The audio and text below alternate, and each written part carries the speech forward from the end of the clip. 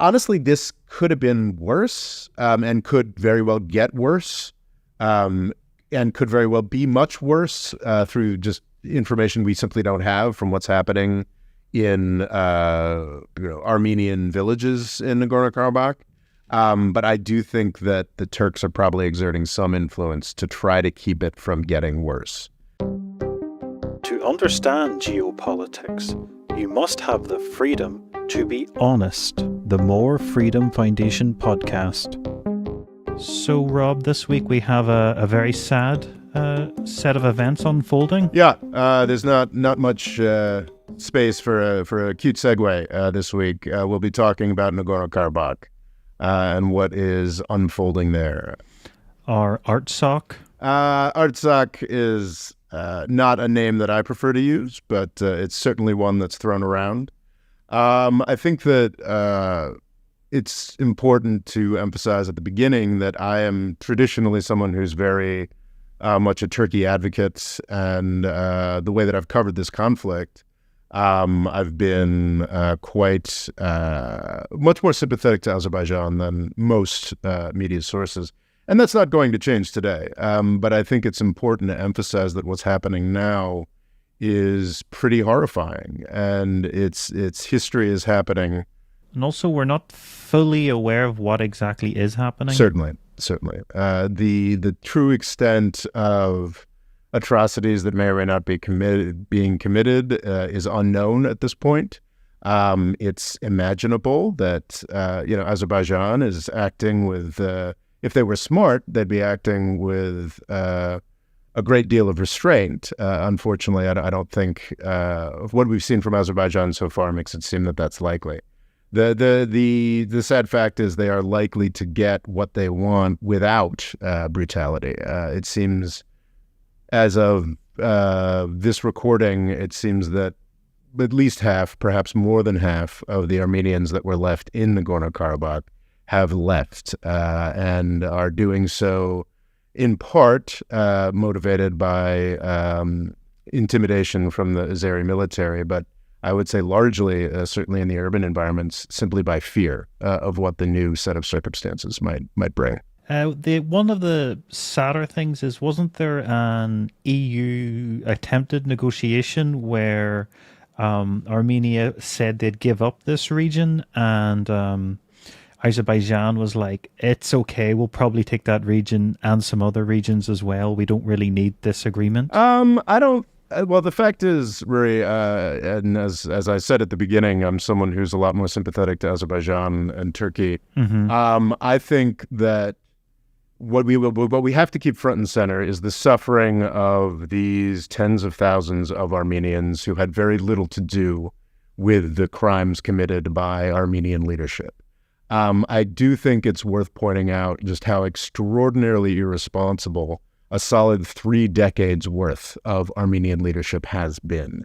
And I am, this week, I'm going to be very rooted in sympathy and horror at what is happening to the Armenians on the ground. But I think going forward, and I think I will emphasize in this podcast, I remain filled with rage at the Armenian leaders that I believe did the most to bring about this result. To be clear, that's not including Nikol Pashinyan, the poor bastard who's in charge while this is happening. In fact, the Armenian politicians who are most responsible for this catastrophe are in fact operating in opposition to Pashinyan right now and are sort of eagerly waiting in the wings to use this catastrophe that they did the most to create over decades to get back into power. It's the history, to answer your question more directly, the history of negotiation over Nagorno-Karabakh is very, very, very long. And it's one of the things that I've been bothered by over the past weeks, the way that it's been either misrepresented or entirely ignored in the coverage of this horror that is unfolding. What I kind of want to do today, Rory, is actually go all the way back. I feel like there's a lot of focusing, I think, incredibly justly, if you focus on what's going on since December of 2022 and 2023. It's very easy to make the Azeris out to be the villains. In fact, they are the villains from December of 2022 to 2023. I think a lot about power on this podcast more generally. One of the reasons why I am very unsympathetic to the U.S. foreign policy establishment is because I believe that we have the most power and have had the most power for about a century now, and that power has only grown exponentially over the past century. So in any given conflict, I look at it and say, the U.S. has more power, so we have more responsibility for what's going wrong here. That's a pretty baseline for what I have. Since 2020, and certainly for a decade or so before that, though not quite revealed, Azerbaijan was by far the more powerful entity here. That was not the case in the 1990s or the 2000s, and I think... So we're going back to the fall of the Soviet Union? Oh no, Rory. We're going back 1,000 years. Oh my goodness! And I think that's the going to the root of this conflict, not in any way to attempt to exonerate Stalin, to exonerate the Azeri or Armenian leadership over the past 30 years. We'll get into that. Absolutely no charity or mercy for any of those folks. But I do think it is worth going all the way back because it seems like nobody does, because it seems like overly ambitious and complicated. But frankly, it's not that complicated why the Caucasus and Armenia and Azerbaijan are in such a strange, amorphous situation. And I think, frankly, both Azeri and Armenian advocates, perhaps it would be too strong to say that they're lying. Perhaps they're just operating out of ignorance, and this ignorance extends to a lot of the coverage in the West. So, here at the More Freedom Foundation, we're a little more free to be a little more honest. So we're going to try and do that right now. And I think the Caucasus is interesting because it presents in a lot of ways as European, and the EU and NATO specifically have been really invested in this idea that Georgia, Armenia, Azerbaijan is just this little sort of island of Europe floating away, just a little bit, on the other side of Turkey and the other side of the Black Sea. Well, places like Georgia would appear European-style cities if you were just, dropped in them and asked, where were you? Well, and I don't want to take away from sure, it's European culture, what have you, but the history of these places is dramatically different. And I think the way to understand Georgia, Armenia, Azerbaijan most fundamentally is that it's a battleground. It's a battleground between empires. For the most of the past 500 years, it was primarily a battleground between the Iranians, the Safavid Empire with the Shia, and the Ottoman Sunni Turks. And please don't. I said Shia Sunni, and I'm afraid everyone's going to make it about Shia Sunni, anger forever. But no. This is just one aspect of the rivalries. What makes the Caucasus Mountains absolutely fascinating is that this particular area below Russia, above Iran, to the east of Turkey, has been, frankly, part of the Muslim world for 1,000 years.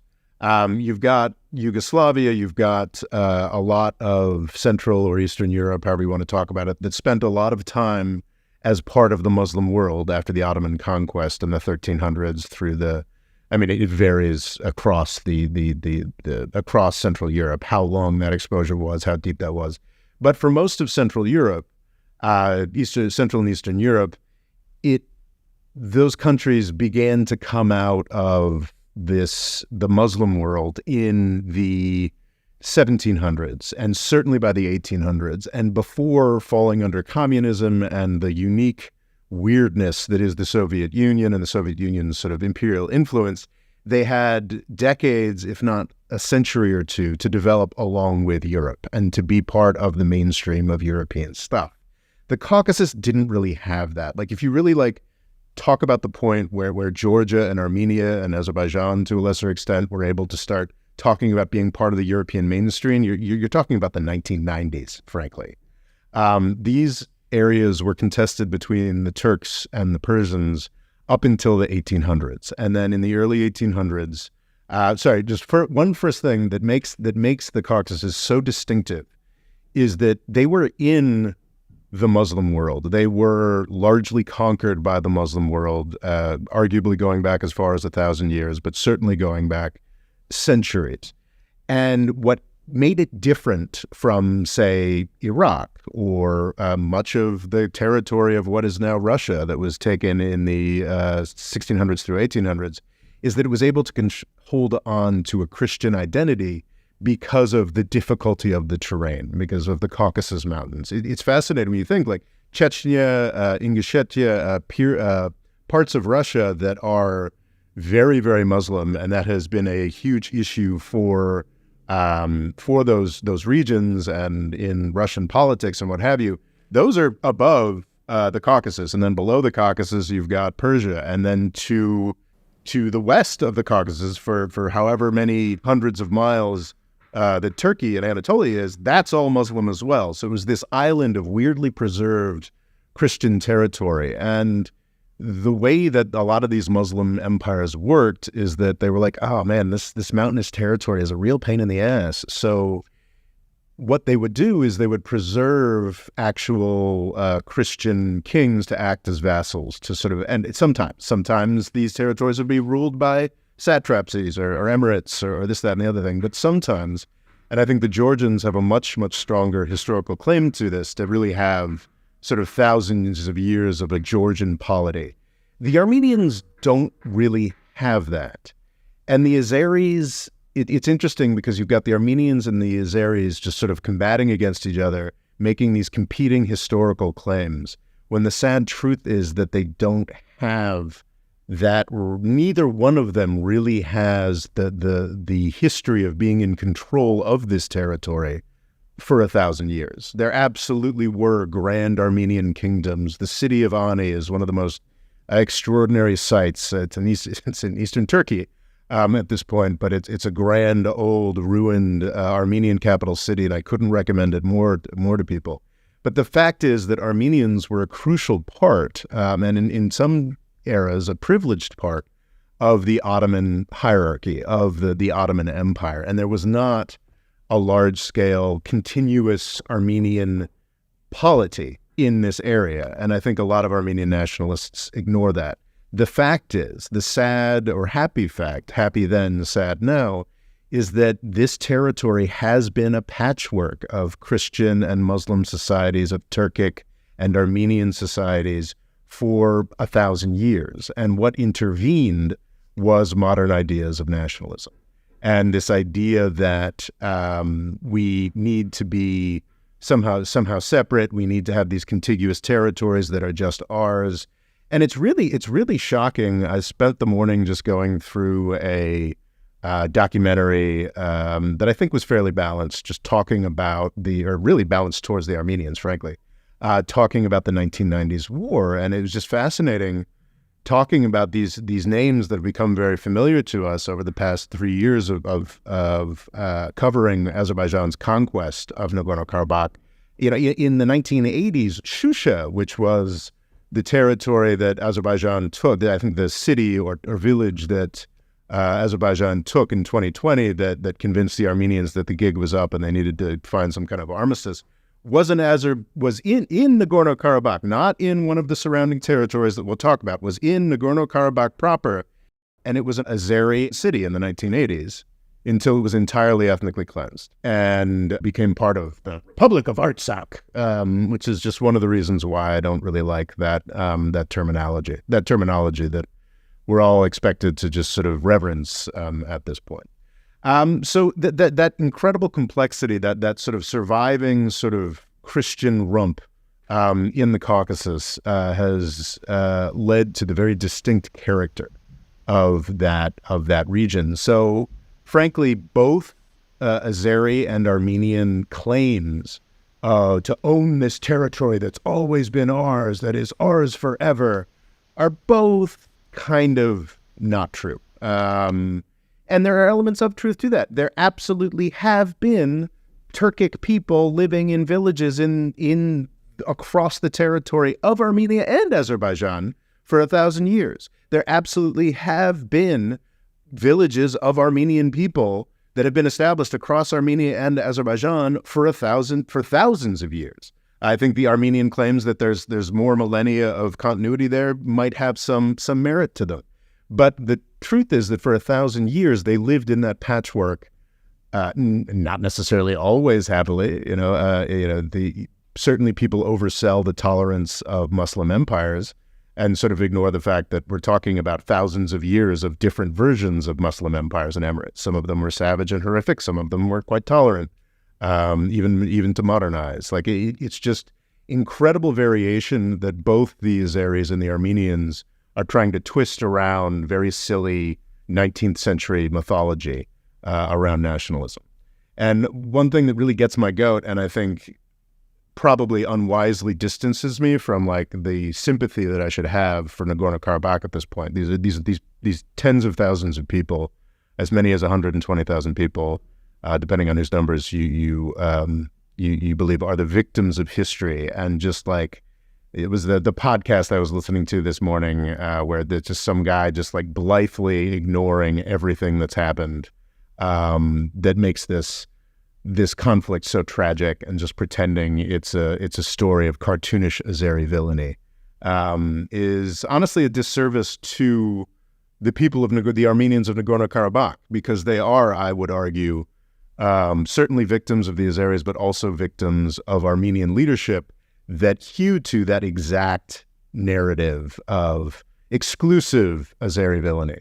So what happened was nationalism. I think it's a trope and entirely accurate to point out that Stalin and his nation's policy, what happened? So the Caucasus was part of the Islamic world until the 1800s. Russia takes over. That is a very different dynamic from what happens in the 1800s in Yugoslavia, where you've got competing empires, you've got all the empires sort of competing. Sure, you've got, it's mostly between the Austro-Hungarian Empire and the Russian Empire, with differing versions of civilization and competing to build up areas, this, that, and the other thing. And then the British are coming in with their own ideas, especially down in Greece, and da-da-da-da-da-da. It's this incredible ferment that Eastern and Central Europe benefited from before the horrors of the 20th century. The Caucasus just got to be a little Russian backwater, and Russian ideas of Europeanness and civilization certainly filtered down, but it was nowhere near to the same extent and development as what you got in Central Europe. And then the Soviets came, and the Soviets just decided all at once to funnel in these ideas of nationality and do things for their own purposes, but that also helped to spark a lot of interests on the ground. And I think we talked about power earlier, like this idea of like whoever is most powerful matters. I think it's fair to say that the Armenians were by far the most powerful of the two, the Armenians and the Azeris, from across the 20th century, and really up until the oil and gas revenues really started rolling into Azerbaijan. Why was that within the Soviet Union? Was Armenia more powerful? Well, unfortunately, the incredible horror that a horrific experience that the Armenians had under the Ottoman Empire contributed to that. At first, the Armenians really benefited in the 19th century. They were Christian. They were better positioned to benefit from the interfacing with the European world that was essentially taking over the Ottoman Empire throughout the 19th century. Many of them became wealthy, became an important mercantile class within the Ottoman Empire, and that was even before European influence. They had already occupied, some Armenians had already occupied that sort of role. And then, unfortunately, not horrifically, the Ottomans, as they discovered their own visions of nationalism, not just the Young Turks, but before that, with the various iterations of the Ottoman sultans trying to figure out nationalism. I think they call it the Hamidian massacres in sort of the 1880s, 1890s. Were the first real, horrific turning against the Armenians by the Ottoman state. And then, of course, in 1915, we had the full Armenian genocide. But when we get to the 1920s and the Armenian refugees and Armenians who had always lived there in present-day Armenia, Azerbaijan, and Nagorno-Karabakh, they had had this experience of a century of becoming wealthy, becoming educated, becoming exposed to nationalist ideas, a better sense of how to organize a polity and a nation and a society along modern westernized lines. The Azeris were just, they were put upon by they were a subordinate class in the Persian Empire. There was a subordinate class in the Russian Empire. And really, they were a subordinate class throughout the time in the Soviet Union, because Armenians were westernized, literate, fluent with the socialist ideology that you needed to be fluent with to rise in the Soviet Union. Not saying that they were an especially privileged class in the Soviet Union, but they were better positioned to be able to take advantage of what was going on there. And the Azeris were not. I think the Armenians have a deeper history of literacy, a deeper history of, just by virtue of having the much larger exposure to the Mediterranean and European currents than the Azeris did. And in the 1990s, the Armenians used that position of greater power to truly abuse Azerbaijan in very deep ways that were actually recognized by the world at large at that point. It's been interesting, sort of, when Armenian advocates like to discuss, what's been going on, they just sort of like try to gloss over the fact that like the whole world recognizes that what Armenia did in the 1990s was atrocious. We are now dealing with an ethnic cleansing of 120,000 people, and that is horrific. In the 1990s, the Armenians carried out an ethnic cleansing of 650,000 people. That's the figure that the New York Times uses. 650,000 Azeris were booted out of not just Nagorno-Karabakh, but also the territories that Armenia took beyond Nagorno-Karabakh. It was never okay under international law, and a lot of the people were like, no, this is the Republic of Artsakh. This is Artsakh, We're talking about territory that they had taken when I was in high school and ethnically cleansed to the tune of over 500,000 people when I was in high school. So this is why I do not enjoy the sort of Republic of Artsakh language that is being bandied about in understandable solidarity, and people can make their own choices for that sort of thing. But I'm not a huge... Would this be why you tend to see things more through the Azerbaijani point of view? I think it's because I'm always thinking through the lens of power and who was more powerful. And since it became very clear to everybody. I think it was clear to many people by the first or certainly by the beginning of the second decade of this century that the Armenians were in serious trouble. The problem was that it was not clear to the Armenian leadership, and that the Armenian leadership, just as Azerbaijan's leadership, which is a dictatorship, is so wrapped up in this idea that, we have to fight Armenians, that even after they've defeated them, that continues to be the motivator. The Armenian leadership, even after it was pretty apparent that they were, operating an empire built on sand, they we're just going to believe in it harder, and we're just going to talk more about Artsakh and actually get more aggressive in our claims about what we're going to do with all this territory that the entire world recognizes as belonging to Azerbaijan. And it did not go well, Murray. It does not go well. Is this basically as soon as Russia was unable to defend Armenia, sort of realities kicked in? This morning I tried to parse what was going. The reality kicking in is certainly, I think it's an open question whether we would have seen this final crushing of Nagorno-Karabakh if it weren't for Russia's invasion of Ukraine. But there was a very serious war in 2020 when Putin was still being bandied about as, a serious rival to the United States or what have you. And in fact, I made a video talking about how Putin was the biggest winner of the Nagorno-Karabakh war in 2020. But no, I think it became apparent by the aughts and certainly the beginning of the teens that the momentary advantage, that advantage we were just talking about, that sort of centuries or decades head start with ideas of nationalism and state formation, that Armenia very much still had in the 1990s, had sort of evaporated under the pressure of incredible Azeri oil wealth. Oil and gas wealth, maybe even gas wealth primarily. So it was already clear that Azerbaijan, which I believe has a population that's double or 3 times the size of Armenia's. Yes, it is now. So I think Armenia's has declined since the fall of the Soviet Union. So it's roughly 2.5 million, while Azerbaijan's getting close to 10 million. Oh, so 4 times the size. 4 times the Yes. size, and also making money hand over fist throughout the China boom of the first decade of the century.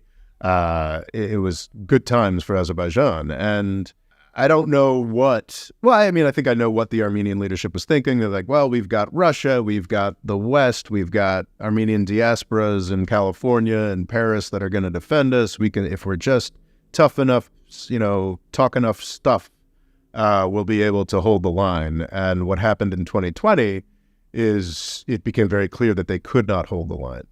I think it's important to make a distinction here. So there is Nagorno-Karabakh, which is I've made videos on this recently as last week, where you can see some maps here, which is like a chunk of territory outlined by the Soviets, intentionally cutting out as many Azeri villages as possible. It's this very weird little chunk of territory that is sort of an island within Azerbaijan. There's no direct, and that's part of the problem over the past year, there's no direct connection. It's like a wee enclave, Yes, isn't it? it is a wee enclave.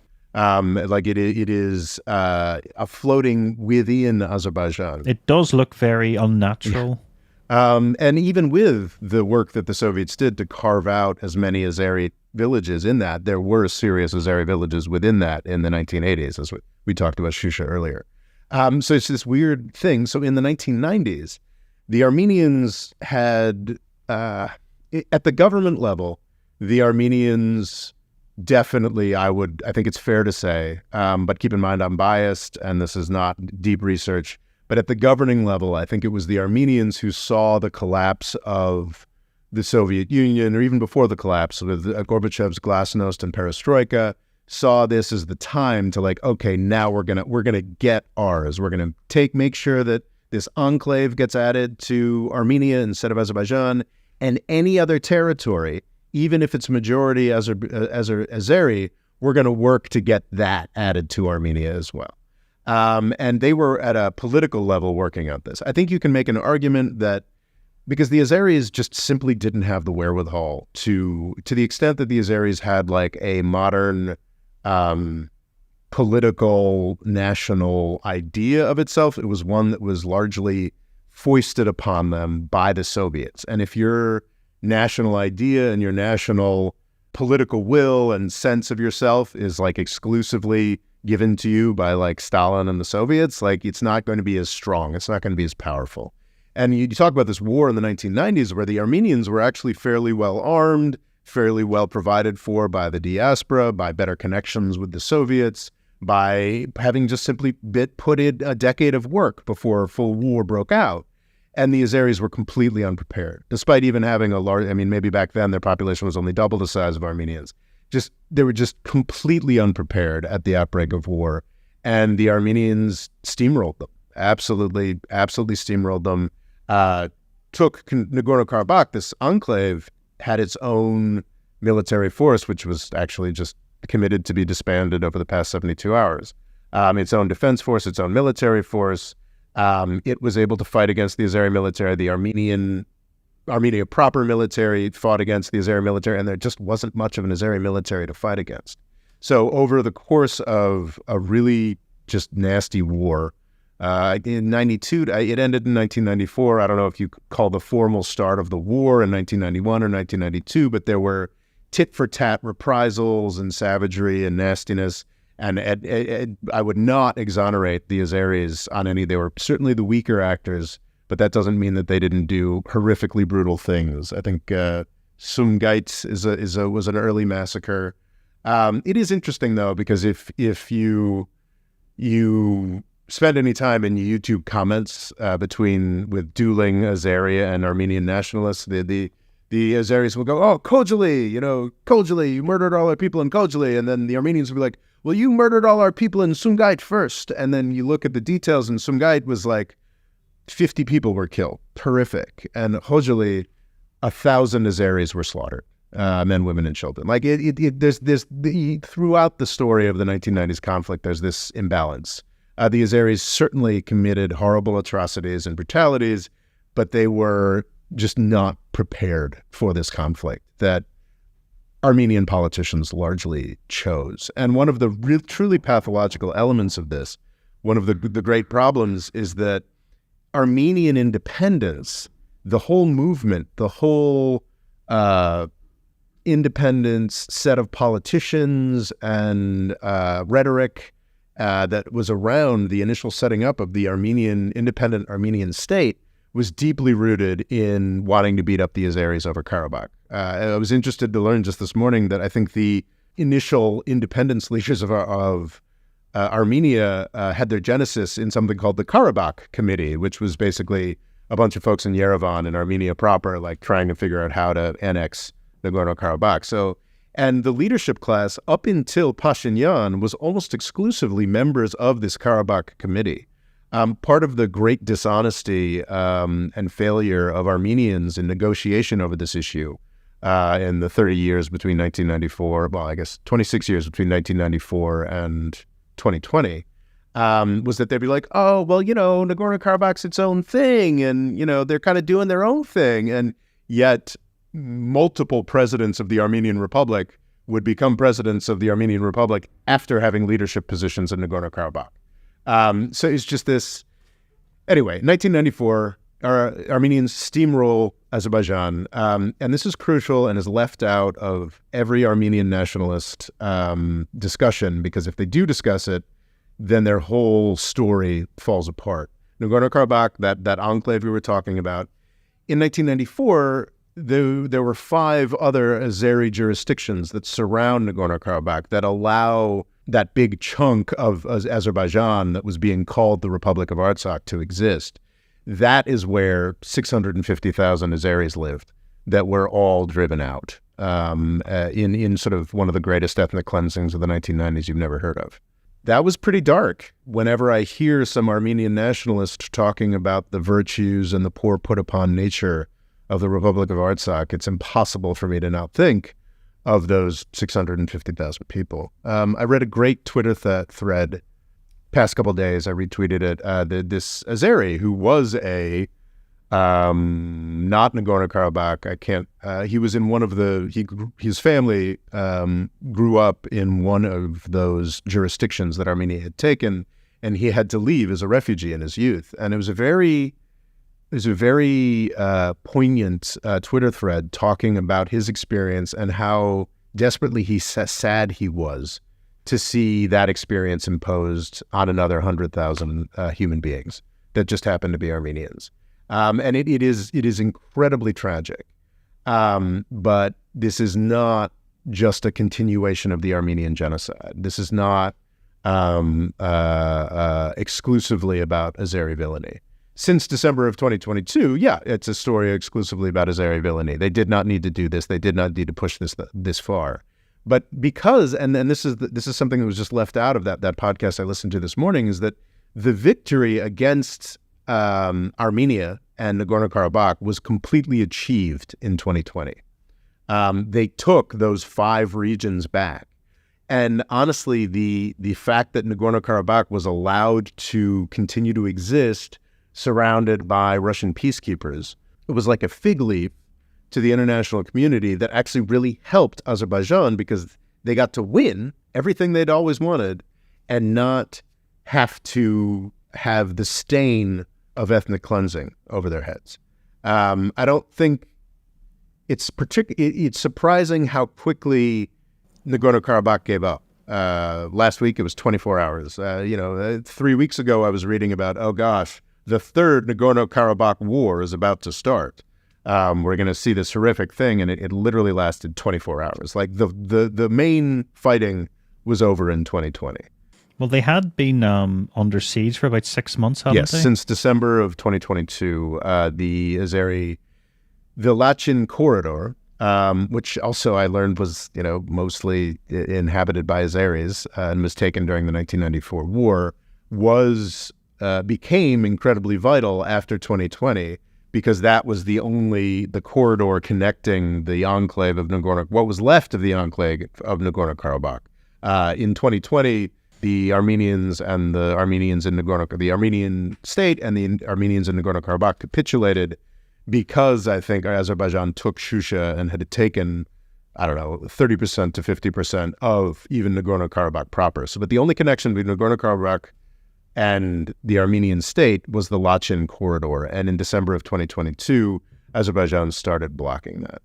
It's interesting to think, like, honestly, if that status, what's worse? Would it have been that status quo continuing and tens of thousands of nominally somewhat kind of autonomous Armenians starving to death in Nagorno-Karabakh? Is that worse, or is this very brutal ending worse in that they're not starving, they're just moving to Armenia? That's an honest, open question. I don't know. I know they're both horrible. Yeah, I don't think anyone can really answer that. But it's... What does this mean for Nakhchivan Autonomous Republic? Damned if I know. An oddity that really testifies to just how interweaved the Armenian and Azeri populations were is that there's another enclave involved here. Yes. That was fairly quickly established between Armenia and Iran this time. Yeah, Azerbaijan has a chunk of Azerbaijan that is on the other side of Armenia, which just sort of indicates how, and also beyond the 650,000 folks that were kicked out of the parts of Azerbaijan that Armenia conquered in the 90s, there were also hundreds of thousands of Azeris that were cleansed out of our today's Armenia, and hundreds of thousands of Armenians that were cleansed out of today's Azerbaijan. It was an even distribution, and had been for 1,000 years. And it is just an incredible testament to just the horrors of nationalism. So you put in a lot of hope or responsibility on Turkey because you feel they're the only ones that can help. Are they doing anything, or are they just sort of using all their drone knowledge from a different war in this one? Well, actually, I think the knowledge that's being applied in Ukraine was in fact built during that 2020 war. I think absolutely the Bayraktar drones that have been so useful to the Ukrainian forces, a lot of the back-end software was developed and tested in the first major way, helping Azerbaijan crush the Armenians in that, I think, 44-day war back in 2020. So at this point, the Turks there wasn't much fighting here. There was just a 24-hour thing, and now the Nagorno-Karabakh autonomous region that apparently I think was established in 1922 or 1923 is now over. The actual work of the fighting that Turkey and also Israel very much helped with. There was a lot of Israeli drone technology as well. That was back in 2020. I do think it's very likely that Turkey already is having a moderating influence. I think they absolutely could do more. We now know, I think there probably are people in the Turkish foreign ministry who are like, hey, dumbasses, like, keep your troops in line. I think it's an open question. How systematic, there's no question that horrific atrocities have been committed against Armenian military forces and Armenian civilians over the past 4 years. There's a lot of questions there. How much is that just sort of forgiven and papered over by the Azeri leadership? How much of that is conscious by the Azeri leadership? I can't answer any of those questions. I do think that Turkey is probably pretty vocally through back channels, like, do less of that. Win, but like don't make it easy to portray us as your backers and yourselves as animals, as rabid animals. So that's an interesting. But I would think that Turkey, honestly, this could have been worse and could very well get worse. and could very well be much worse through just information we simply don't have from what's happening in Armenian villages in Nagorno-Karabakh. But I do think that the Turks are probably exerting some influence to try to keep it from getting worse. I think Azerbaijan's leadership can't admit that they've won because so much of their legitimacy is about fighting Armenians. So, they've got to be embarrassed by how easy it was they've been talking for 3 years about this terrible thorn in their side, this incredible threat of the independent Nagorno-Karabakh military and who would allow militias on their territory, blah, blah, blah. And the fact that they wiped them all up in 24 hours so the Azeri leadership can't deal with the fact that they've mission accomplished. They've gotten what they needed to get done, what they've been talking about for 3 decades done. I kind of feel like the Turks are like, hey, we did it. It's cool. Like the Turks, we can stop. Like Turks are like, hey, okay, cool. Like, cool. Turkish brothership. Yay, we've done it. Yeah. Really don't want this to jeopardize their always tempestuous relationships with Europe and the United States. So I think it's a very long way of answering your question. I think that behind the scenes, the Turks are probably doing something to try to keep this a little more moderate and keep this a little less damaging, but obviously it's not enough. Because it seems like the obvious thing, because bringing it back to that EU attempted peace treaty or negotiation, is that they're going to essentially meet up again with Nakhchivan. So the idea is there's like a little gap at the very bottom of Armenia, so they're going to sort of essentially push through there, can sort of reunify the country proper, because they're basically saying we don't have to negotiate, we have the means to do this the hard way, the military way, and we will. I don't think they have the means to do that. I think that I think that if they I thought they'd be too smart to actually do what they just did in Nagorno-Karabakh, so don't ask me. They were going to get don't that. Ask me. They were going to get that peacefully. No, apparently, they were never going to get that peacefully. No. You think Armenia was just saying that at the meetings? Yeah. Okay. No, I don't. Yeah, no. That's the idea that there's Nikol Pashinyan is someone I have some grudging respect for, and the fact that he's still in power. I think he even won an election after 2020, which is extraordinary.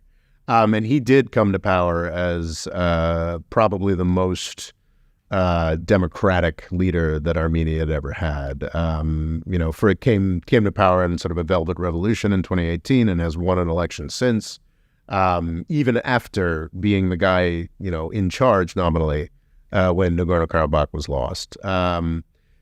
I think, and he's been playing a really dangerous game that he had no choice but to play between trying to curry favor with Russia and the West. And honestly, Nagorno-Karabakh finally falling is kind of liberating for him in that he's always been sort of an anti-Russia actor. And he can now say, well, Russia betrayed us. And he can sort of double down on currying favor with the West. Because the CSTO seems like it's just doesn't exist at this point. Exactly. The sort of wannabe NATO that Russia had set up. That was sort of it was sort of under those auspices that Russia came in as the peacekeepers, as the big winners of the 2020 war, and yeah, that looks like a pretty dead letter now. But the Zengzigir corridor to Nakhchivan, apologize for my pronunciation, is a different animal. That is fully, at no point was even the autonomous region of Nagorno-Karabakh internationally recognized as anything other than Azeri territory. Because most countries didn't recognize it as Armenian, isn't that I don't think anybody did. Certainly not the main. And because technically it was like its own little state, it wasn't Armenia proper. It was an autonomous region that decided to set up its own government in the aftermath of the fall of the Soviet Union. The Stalin or what have you had sort of given it a special status because he found it more an easier way to create exactly the kind of chaos we've seen. And Nagorno-Karabakh declared itself to be an independent country, and nobody really. I don't think anybody. I can't think of anybody who might have recognized that. I don't know. Maybe some small. No, the Armenians don't have the kind of money to buy small Pacific nations that would have recognized that. So if the Azeri military were seriously to attempt to conquer another country, that's the key thing here is that everything we've discussed, the 2020 war, the what happened over these past weeks is technically under international law, under the rules-based order or what have you, is an example of self-defense on the part of Azerbaijan to correct an unlawful invasion and occupation that happened in the 1990s. If they were to attempt to blast a hole through Armenia, that would be an illegal, unjust invasion of a sovereign country. And I think that the way that the international community would act, now Azerbaijan may think that because the Israelis love him and because the Europeans need his gas, that he can get away with that. Maybe I'm naive in thinking there's enough left in the way that the world is organized to keep that from being as easy. But my concern with like the years of negotiations is there's so many missed opportunities. There was a point at which Azerbaijan was seriously considering allowing Nagorno-Karabakh and a small land corridor to be Armenia in return for a small land corridor between Nakhchivan and Azerbaijan. That was something that was on the table in the 1990s, and that the Armenians balked at over and over and over again. There were 30 years of negotiations where the Armenians would be like, no, we've got what we've got, we're keeping it. And the Azeris would just get more and more powerful and say, hey man, like this is legally ours. You don't, take this seriously. Eventually we're going to come back and take it. And Pashinyan, in part because he was more democratic than most of the other Armenian leaders, kind of had to, in some ways, double down on this myth that Artsakh existed, or that like we were actually, they were actually going to be able to make a greater Armenia. And when, with that rhetoric, that doubling down, Azerbaijan said, okay, well, we tried diplomacy for 30 years and we're just going to steamroll. And they did. And it's incredibly dark. And incredibly... What would you like to see from the international community on this matter? Well, I put out a video last week saying like, we got to restrain them. We got to see what we can do to try and keep Armenians in Nagorno-Karabakh. And that's over. I think there was numbers like 60,000 new Armenian refugees have showed up. Nominally, according to the Armenians in Nagorno-Karabakh, there were 120,000 people left in Nagorno-Karabakh, but I think most, not just Azeri, but most international sources thought it was in like the 90s. So we're talking about 2/3 of the people left in Nagorno-Karabakh have already left. It really seems to me really like this is a tragedy that has happened. And it's very dark. I was talking with a friend this morning and I was saying like, yeah, I mean, I guess it is what it is. And, actually maybe it makes things a little easier for Armenia. They can finally move forward from this crazy issue. And he was like, yeah, but that's kind of 1920s thinking, Rob. Like, that's kind of like this idea that, we're just going to do a population transfer and everything will be hunky-dory. And that is not, exactly how it worked out for Turkey and Greece. I mean, on some levels it did. Those issues became resolved, and certainly the rivalry was preserved. I don't think Armenia and Azerbaijan are going to have friendly relations, be friends anytime friendly soon. Relations in anybody, the lifetime of anybody now living. But Armenia can potentially move forward. Azerbaijan, I don't think that Aliyev has the capacity to actually invade Armenia. What we're seeing, what we have seen over the past 3 years that is very confusing, is we have seen incursions from Azerbaijan into Armenia because nobody knows what the border is. Keep in mind that since the 1990s and the fall of the Soviet Union, these countries were all one country, from Baku to Moscow, from Baku to St. Petersburg. That was all one country. In the 90s, Azerbaijan and Armenia fought a war where half of the border between Armenia and Azerbaijan was in illegally annexed territory that the Armenians were holding.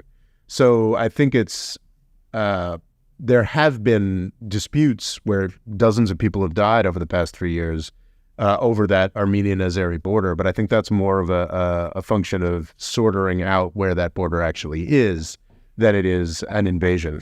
I think if there were an invasion, if Ilham Aliyev, the hereditary dictator of Azerbaijan, really was brazen enough to attempt to invade Armenia, I would be for U.S. intervention, which is not something I'm very often for.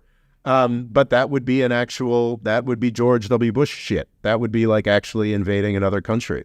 That would be the kind of stuff that Vladimir Putin fails to do.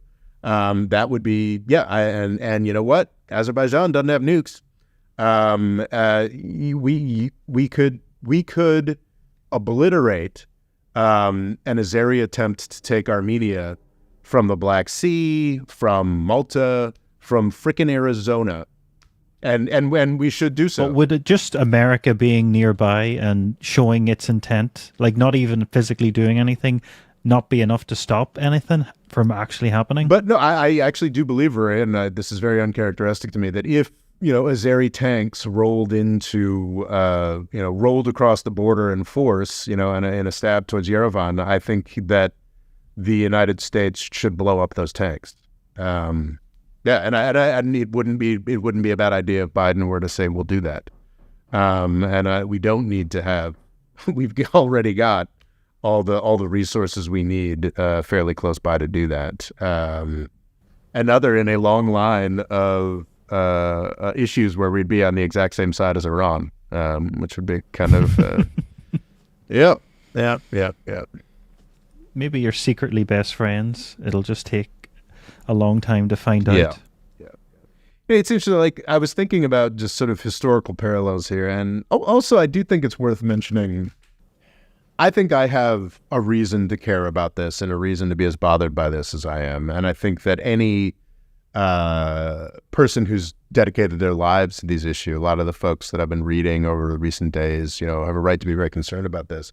But it does stick in my craw a little bit that we're so concerned across the broader foreign policy space about Nagorno-Karabakh when you just consider what's been going on in Ethiopia over the past 3 years. Interestingly, Abiy Ahmed's war against Tigray, or debatably Tigray's war against Abiy Ahmed, I don't want to make all the Ethiopians angry, launched at the same point as the Azeri war against Nagorno-Karabakh. They were both timed, I believe, to coincide with the U.S. not paying attention because it was in the final weeks of the 2020 election. The actual fighting and large-scale death was over in 44 days around Nagorno-Karabakh back in 2020. The Ethiopian war lasted for 2 years, and now there's another one. And all of the horrors, the worst imaginings of the most fervent Armenian diaspora nationalists are happening in Ethiopia every day.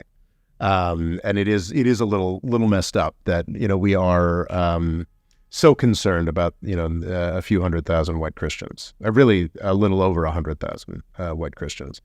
However, as a counterpoint to that, like this is history happening. For my entire life, paying attention to European and Asian geopolitics, the post-Soviet frozen conflicts have been a tremendous dynamic. Now there are 3. There used to be 4. Now there are 3. Transnistria in Moldova, Abkhazia and South Ossetia in Georgia, and Nagorno-Karabakh. It's been resolved. It's horrifically so. Not as horrifically as it could have been. And that's an incredible historical shift that is happening and should be marked. It is not the kind of thing we'd like to see happening in our post-World War II, supposedly all hunky-dory world. Least of all in a place that some some consider to be Europe. But yep, history does happen, and we're seeing it unfold right now. Have you any final thoughts, Rob? Well, it's a bit inappropriate, but I'm constantly making historical analogies, and one of the reasons why this is so significant is the specter of the Armenian genocide.